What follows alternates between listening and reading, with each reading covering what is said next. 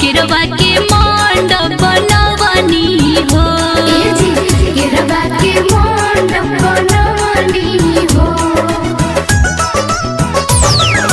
सोरहो सिंगारे गोथाली में सजवनी, केरवा के मंडप बनवनी हो, केरवा के मंडप बनवनी हो।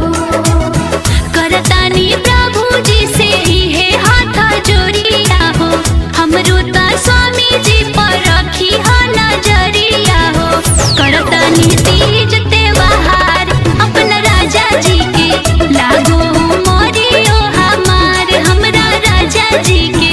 करतानी तीज त्योहार अपना राजा जी के।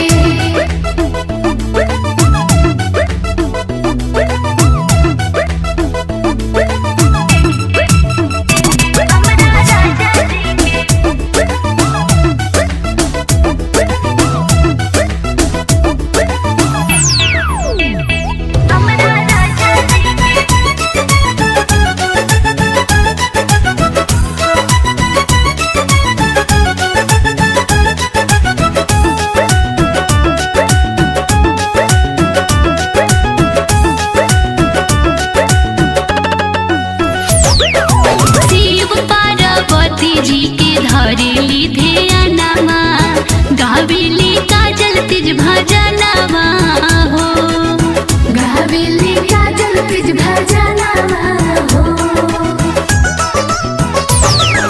शिव पार्वती जी के धरेली ध्यानमा, गावेली काजल तिज भजनमा हो, गावेली काजल तिज भजनमा हो।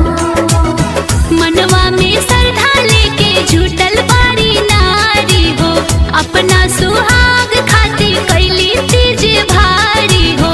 करली अरजिया बार बार अपना राजा जी के, भूखल बड़ी तीज त्योहार अपना स्वामी जी के। चंदा सूरज जबले रही आशा मनवा में, जुड़िया बनल रही धरती गगनवा में।